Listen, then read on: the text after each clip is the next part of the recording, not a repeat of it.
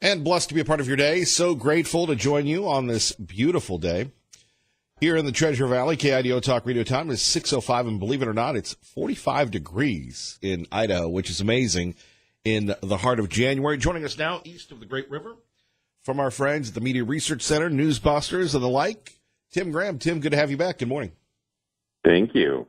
So here we are once again. Nancy Pelosi seems to be calling the shots. Donald Trump is bad, and besides your organization, Talk Radio, and a few others, is there any way we can, inoculate ourselves from just the overwhelming agenda-driven journalism that has taken over and you guys have been battling for years? Well, obviously, it's harsher now under Trump, even before Trump won the election. But I think that there is such a emotionally overwrought reaction to the fact that he's president. Makes the media more hostile. And I think in this particular case, the media have already demonstrated the way they're going to cover the new Democratic majority and soon to come, the Democrats running against Trump for president. And so Nancy Pelosi sends a letter saying, let's suspend the State of the Union until the shutdown's over. And how's that presented? It was a bold power play, said ABC. Not a slap in the face to the president. All we have to do on this is imagine it the other way around. Let's say that in the Republicans win the House in 2010, and in 2011 they say, you can't come for the State of the Union, Obama. Can you imagine the way they would have responded to that?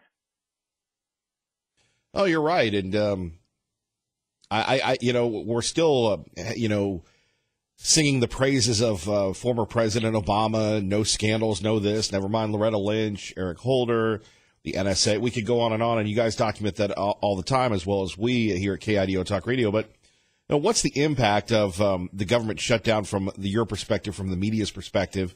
Trump is horrible, everybody's suffering, and let's forget about some of the significant stories that aren't being covered when you have people that are losing family members because of a lack of border security.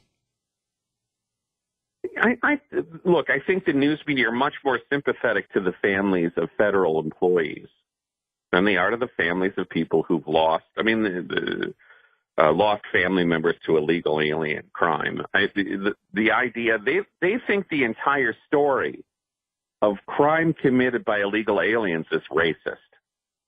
Let's be blunt. The way that they look at these things is, that's a Trump talking point. We don't do Trump talking points here at ABC or the Washington Post or CNN. And so, whereas CNN is doing hour on the hour, here's a janitor who can't afford chicken soup. That's what they're doing around the clock. So, and this is, the way that the news media's covered immigration for years now, we documented this back in 2006. They cover immigration as Julio just wants to come out of the shadows already. What's wrong with you people? They have very much a pro-illegal immigration perspective, and they're shameless about it. There's no stinking law that should keep people out. That's really the notion the news media have. The Democrats have had a pretense of being against illegal immigration. I don't think the news media suggests in any way that they favor a border. If you watch the way they cover these things. Tim Graham joining us from the Media Research Center, Kevin Miller on KIDO Talk Radio. How has the president handled this? Well, he's handled it like he always does, right? There's lots of hot tweets and lots of trolling, lots of, I think he enjoys a lot of this coverage. I think he enjoyed, for example, the way they covered the fast food banquet for the college football champions. They all freak out about the silliest things. And then it was, Trump made a joke about Melania will make you a salad, and they all freak out about that. It's just an hour-on-the-hour festival. And, a normal Republican president would try to keep the news media from doing these things. And I think this president's just sort of like, have at it, guys. Tim, let's go to a story that kind of is breaking overnight involving ESPN's First Take once again. I don't think ESPN has learned their lesson just to stick to sports. Molly Querim, the co-host, the female co-host with Max Kellerman and Stephen A. Smith, implying that the president is racist because he gave the Clemson football team hamburgers and hot dogs, and that fast food is racist. What do you make of that? Yeah, it's odd. Well, look, if you're going to have a bunch of talk shows on your sports network, and I think there's a lot of that now, from ESPN to CBS Sports Network and so on. If you're going to have 3, 4, 5 hours a day of sports talk, you're going to get into what they call, the social issues. But I mean, so we are going to expect that somebody in one of these shows is going to say some politically correct stuff. I just think in this particular case, it's just weird to try to suggest that enjoying a Big Mac is a black thing or something. I mean, you know what I'm saying? Or the idea that it's insulting to serve them fast food when it's probably what they eat pretty routinely. I don't know. Maybe they're athletes and they eat better than that. But, this is one of those things where the news media, and in this case, the sports media, will just attack Trump any which way. Because one of the things the local media here was saying was, well, why didn't he get a local D.C. restaurant to cater this and he could pay for that? And the answer is that restaurant would be ruined by the liberal media for catering to Trump. Oh, that's a good point. But, delving a little further into sports that has become political, that's usually our escape from politics. And ESPN with Jamil Hill, and it's been documented by Newsbusters and the Media Research Center and others, got into trouble and their ratings suffered. And that's our escape from the world. If I want to lecture, I'll listen to Sean Hannity or whoever, or I want my take of politics. But if I, want to get away and find out who's favored between Kansas City and New England, I don't want to hear about somebody's take on President Trump or how bad America is. Yeah, I get you. And I guess what I'm saying is, I think it'd be reasonable if you have one of these sports talk shows and the sports news of the day is somebody kneeled. That's one thing.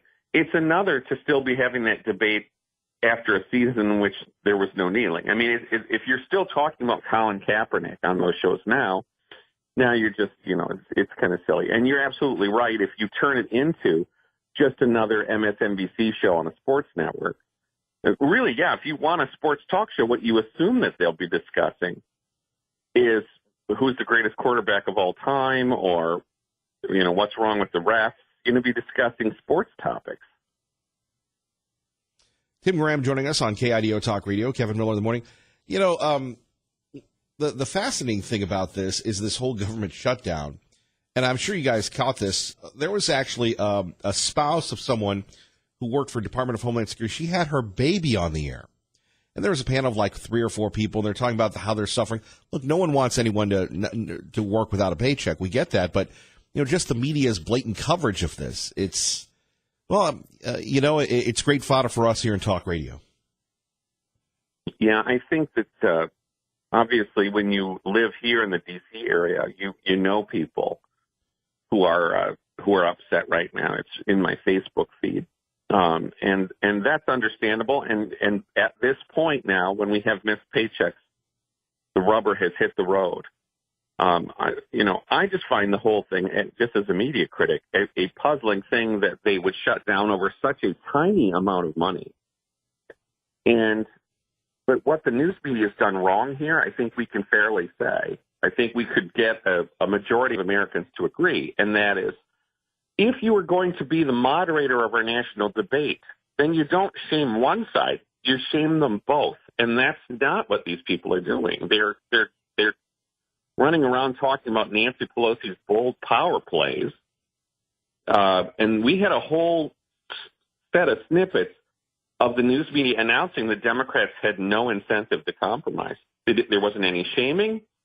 They were basically announcing the Democrats have no incentive to compromise. That's what you have. You have a news media. It's actually the wrong term, because that would refer to the idea that they're mediating something, which in this dispute, they're not doing any mediating. They're doing advertising for the Democrats. Well, and then on the Sunday shows, if they don't impeach Trump, they're not doing their job and everything else. And it seems that they, and you've been in the league for a while, many years.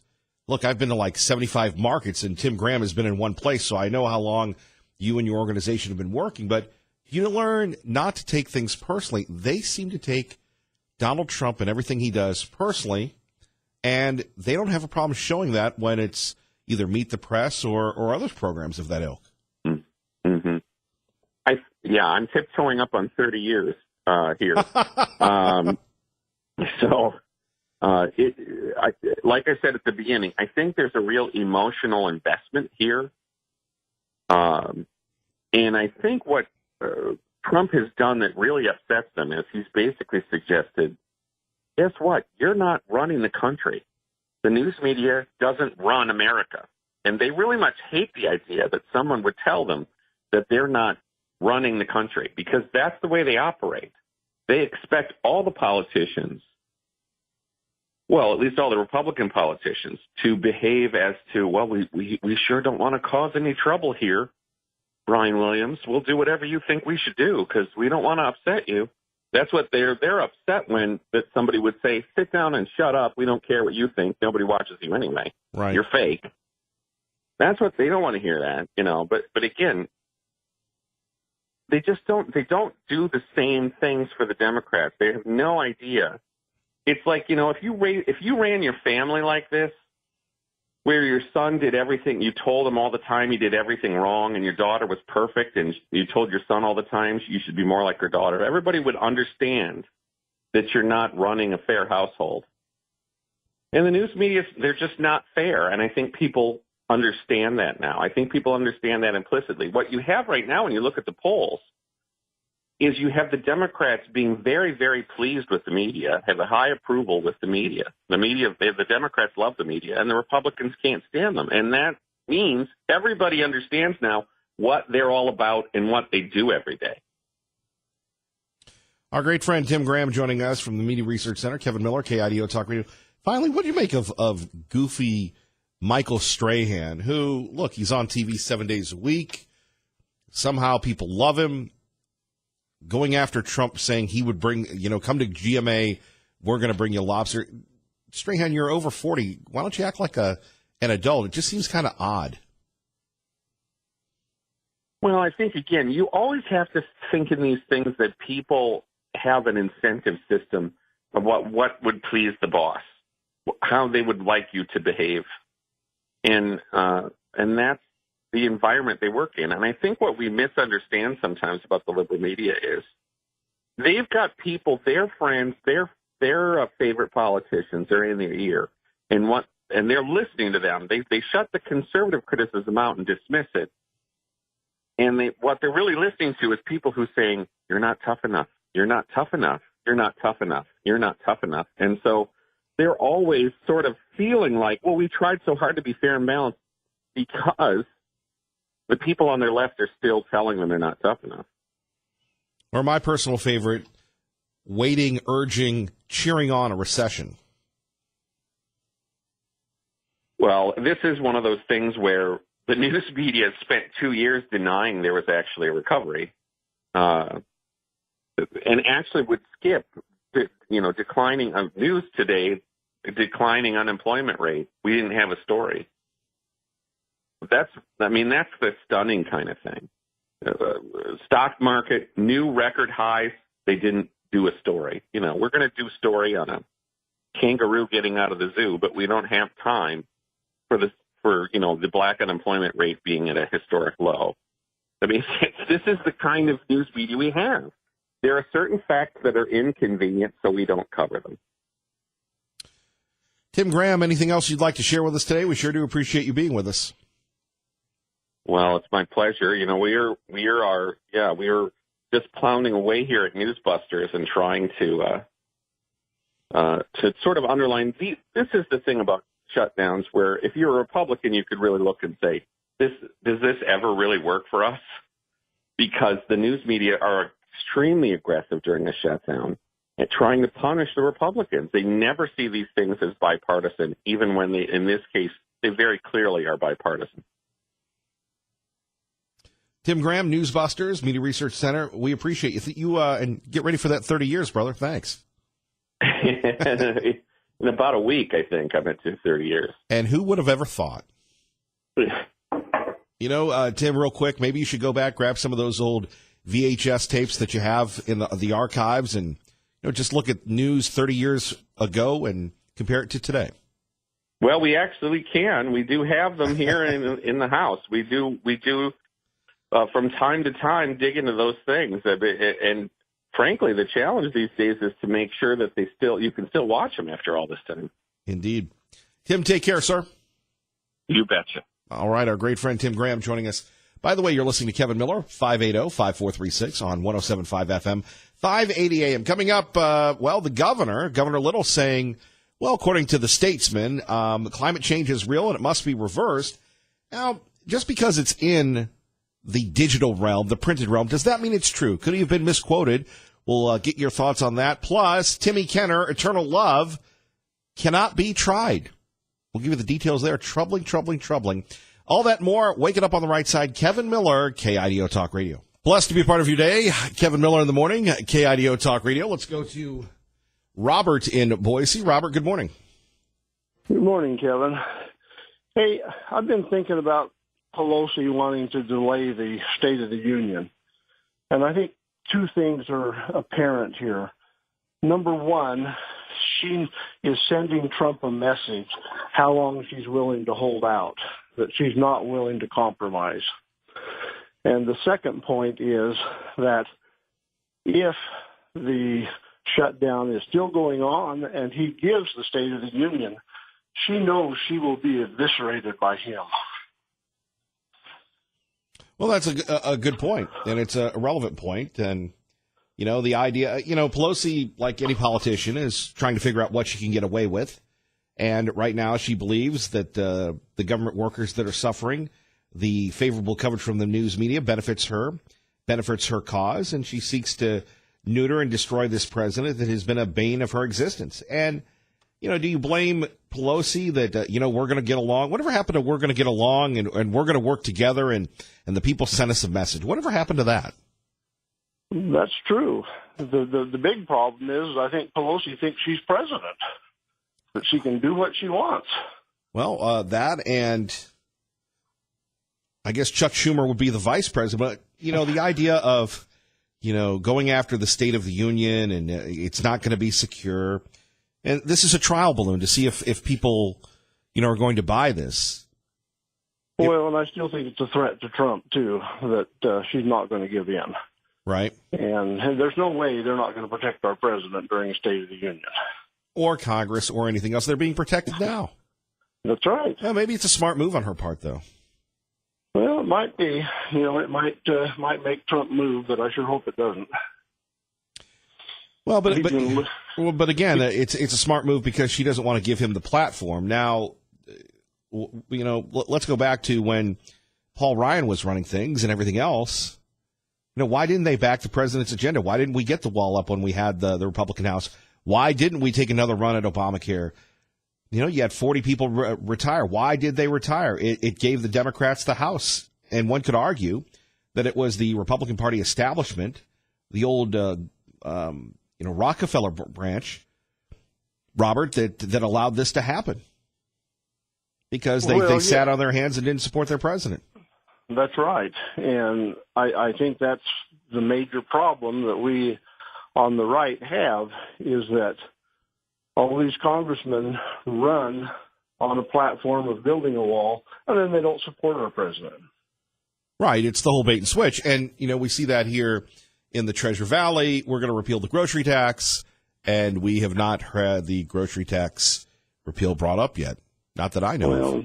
Yeah, now we're talking a deficit. We can't afford it now, so it all plays into their own political ambitions. But who's to blame for that?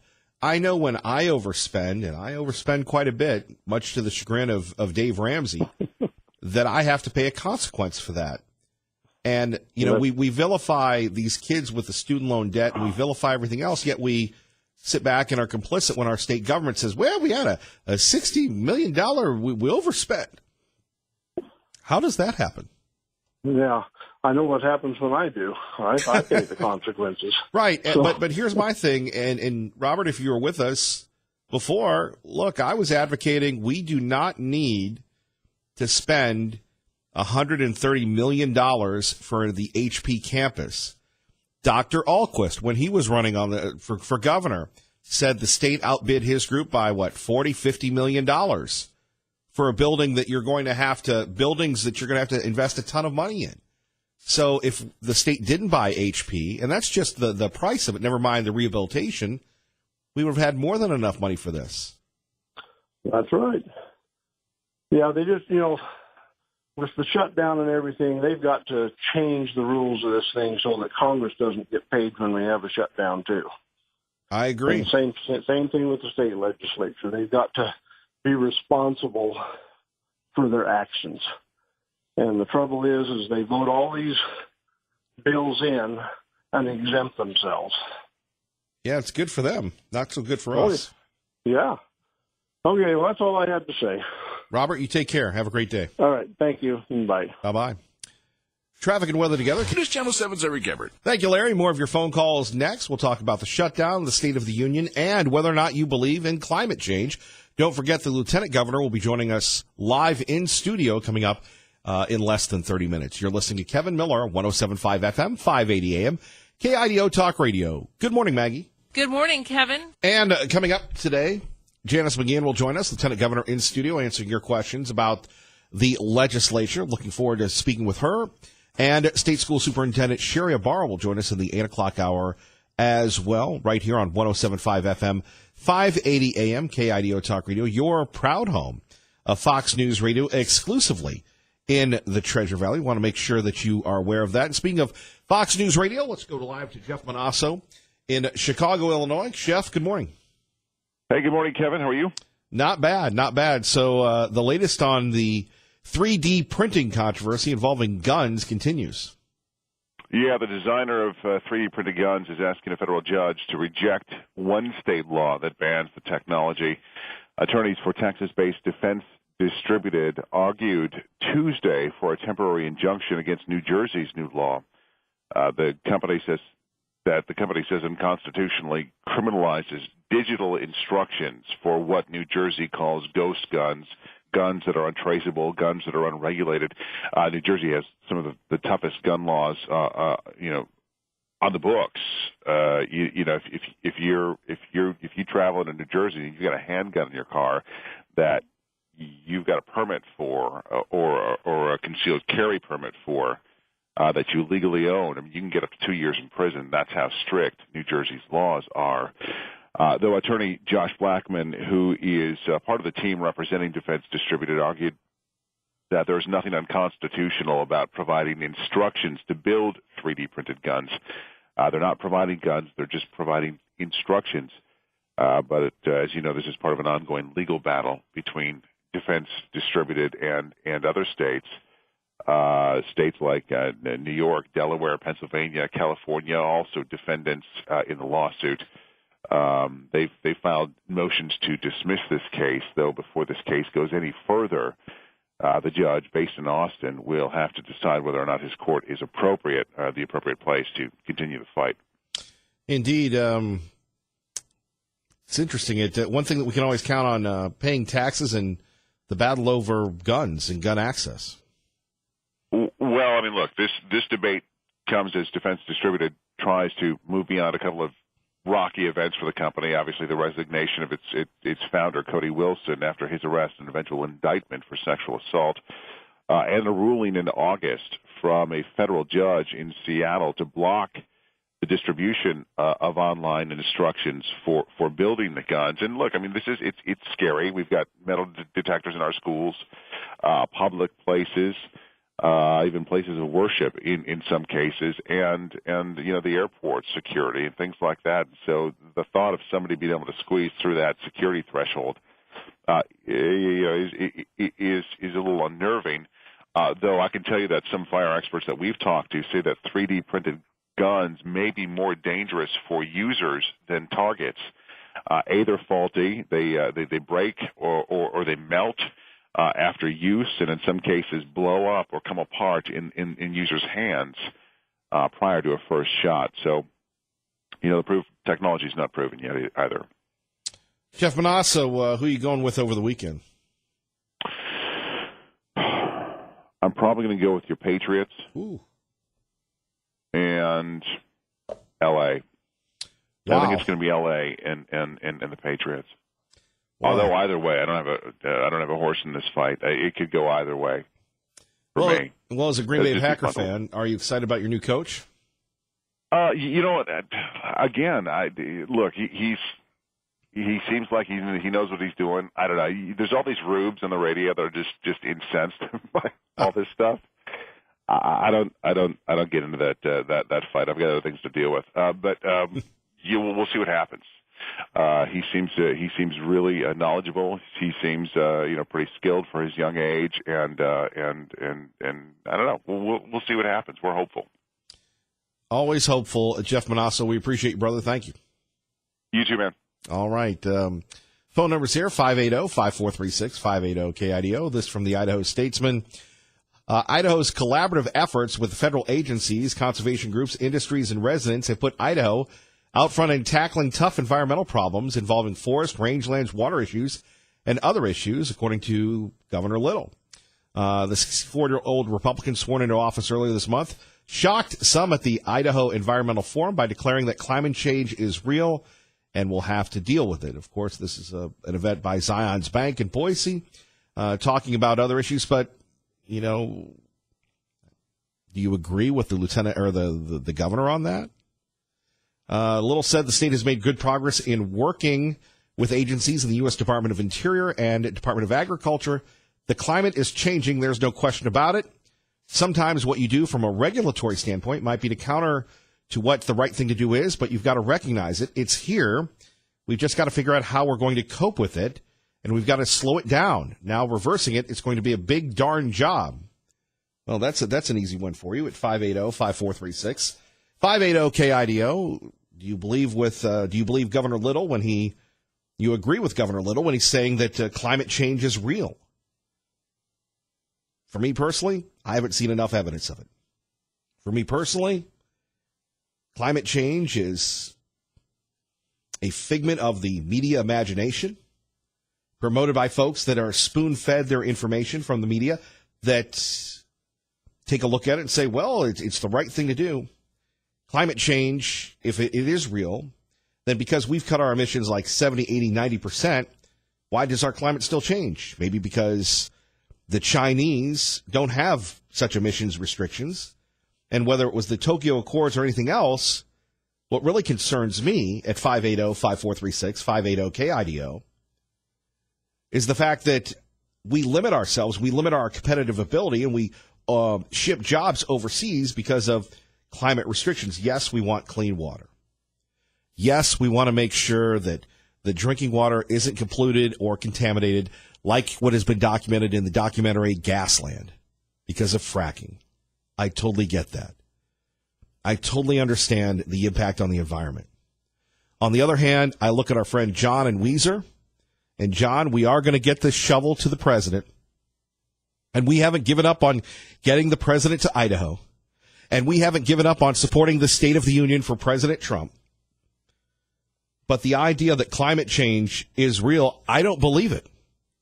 That's my own personal opinion. Now, again, Governor Little, elected, popular guy, beloved, says that he believes climate change is happening.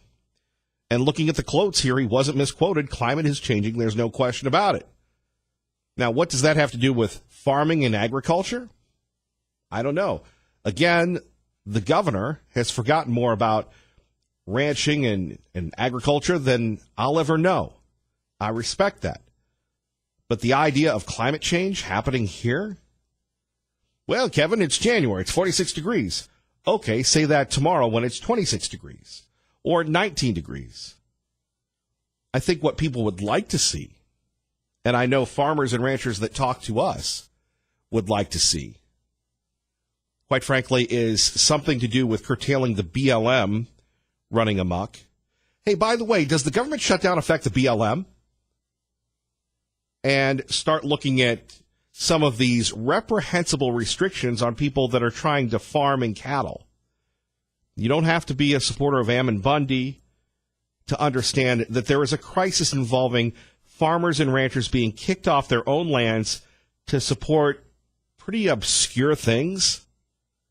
Or if we really want to delve into this, with respect to the governor, I'd like to hear something about the public lands and what are we going to do about the forest fires. Let's go to Nate in Caldwell with Kevin Miller on 107.5 FM, 580 AM, KIDO Talk Radio. Good morning, Nate. Good morning, sir. How's it going? Living the dream, and you? Oh, I don't know if I could say the same, but good for you. Even if you're not, it's always good to position things that way, Nate. Hey, you were talking a little bit about climate change, how the governor's coming out and saying climate change is real. And I think we need to be careful with the wording there. What environmentalists are wanting to push is that climate change is man-made, but for some reason they've decided to not include that in any statements. So the statement itself, climate change is real, is true because you can see that in the geological record. It's a cyclical thing. It's happened since the beginning of time that the climate has changed. So that statement in and of itself is true, but what they're trying to insinuate is that it's man-made, and that part I disagree with. Well, just talk to the dinosaurs. They'll tell you. Oh, whoops, they're not around. Exactly. Nate, thank you for listening. We appreciate you. You have a great day, sir. You too, sir. Thank you. Thank you. So Nate says, not man-made. That hasn't been proven, but the climate is changing. It's the return of Ron Paul Jim on KIDO Talk Radio. Good morning, Ron Paul Jim. Yeah, no, 2 days in a row. Hey, if you want to know where the roots of this whole climate change thing originated was with there was a book written by the Club of Rome, a publication, and the Club of Rome is a Rockefeller Foundation that and the Club of Rome is also was ran or whatever by the author of The Population Bomb, Bob Ehrlich. And, his predictions were wrong from then based on his book.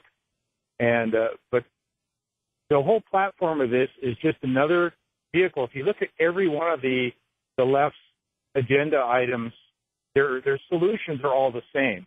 Whatever it is, it's always the solution is always letting government control it, letting government regulate it, letting government have more and more power. And so if you want to see a lot of the members of this Club of Rome and Club of Madrid and all these think tanks that were put together by the Rockefeller Foundation, going back to the late 60s, early 70s, their agenda is a one-world government. That's all it boils down to. And it's any way that they can convince that the masses that they need to let them rule their life. So if you look that up, you'll see that there was a quote in there that from the Club of Rome that says something like, we believe that another, what was it, how does it say it, that global warming, deforestation, stuff like that is the way that they can replace the enemy, which was the Cold War, essentially. When the Cold War ended, they needed a new enemy to unite the masses. So this is just and it says whether it be real or imaginary. They said, we believe global warming, deforestation, and all this stuff, dirty water and all that, will give us the reason to do this. And, if you look at it, you just go, wow, they're actually, so if the Cold War was a way of controlling the masses and then it ended. They had to create a new imaginary enemy to control the masses. So it's all about, this back to this Bob Ehrlich and the population bomb and all that. And if you've looked up the Georgia Guidestones, I would love for you to read what that is, because there was an imaginary donor that created these things in Georgia, the state of Georgia. It has a new 10 Commandments, and the very first one reads that they want to regulate the population to under 500 million worldwide. So look at, do the research, go down that rabbit hole, and you will be amazed at how much of this has been a complete facade for a one world government. What it comes down to. Not a democratically elected government, they say, because it cannot. They're not equipped with the agenda they have. It's pretty amazing. Thank you, Ron Paul Jim. Appreciate having you back. Yeah. There we have it. A one world government, climate change. Do you believe that it's man-made and there's anything that we can do about it? For me, personally, I'm not a fan. I don't believe that they have proven it.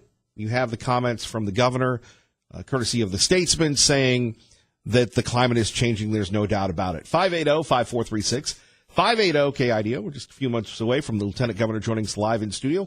We would love to have your questions for her coming up. You're listening to Kevin Miller on 107.5 FM, 580 AM, KIDO Talk Radio. And coming up between now and 9 o'clock, they're back. That's right, the words people, they're back. They had a big protest, a big statement, a big rally at the State House yesterday. We'll tell you about that. And don't forget, Lieutenant Governor Janice McGeehan will join us in studio at 7 o'clock, and State School Superintendent Sherry Ibarra will join us at the 8 o'clock hour. If you miss any of the Kevin Miller Show, you can go to the podcast section at KIDOTalkRadio.com to check out your favorite guest commercials free, thanks to Ray Amaya. Traffic and weather together. Let's get you to work. Kevin Miller in the morning, KIDO Talk Radio. Don't forget Fox News Radio coming up at the top of the hour. And right after Sean Hannity, Lars Larson. We love Big Lars, right from the Northwest. Issues that you know with the person you trust. Lars Larson on Place to Be Heard, KIDO Talk Radio.